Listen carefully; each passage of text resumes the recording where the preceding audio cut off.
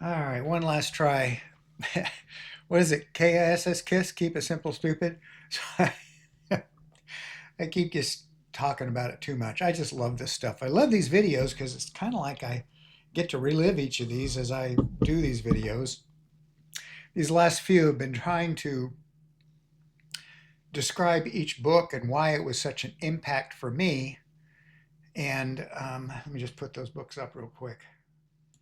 And it's really just so that if somebody is interested in diving into or just looking into the religion philosophies of India, here's some books and here's why they impacted me, and that might help you make a choice as to which one to grab and dive into first.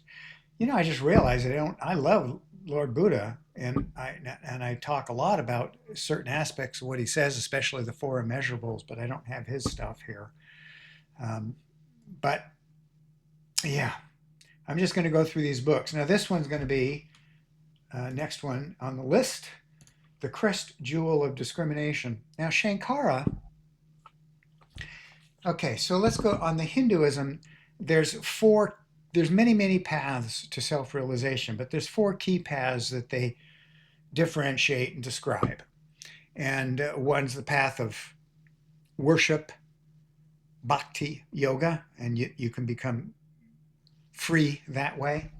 Another one is the path of knowledge, called jnana yoga.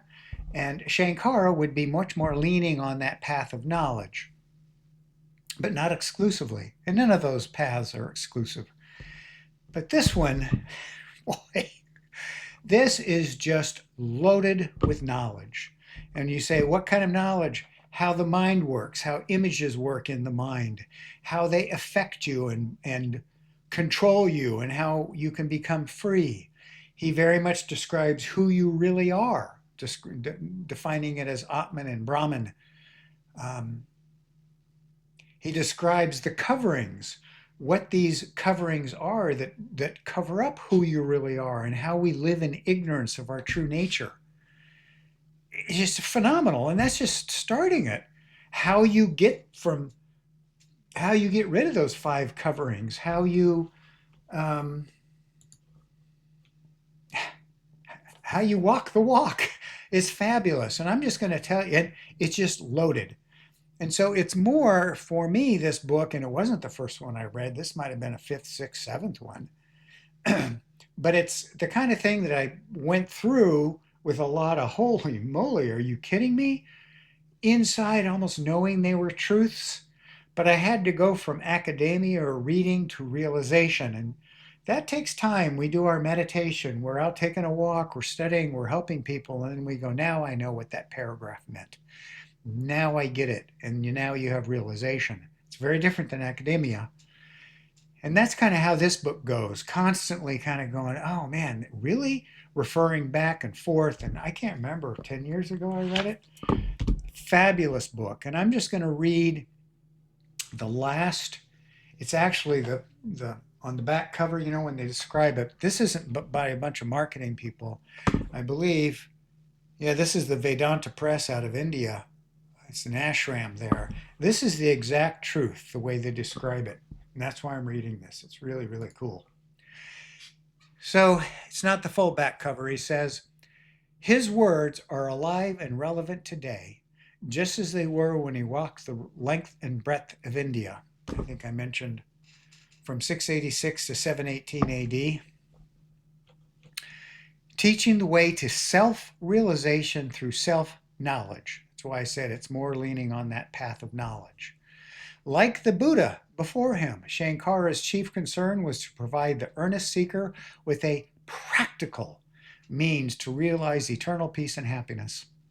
According to Shankara, it is ignorance of our real nature that causes suffering and pain. This is really incredible. Like he's defining it. Throughout this book, he's giving you the knowledge of how it's all put together and how you get rid of the ignorance that can cause suffering and pain. The desire for happiness is essentially a longing to awaken to who and what we truly are.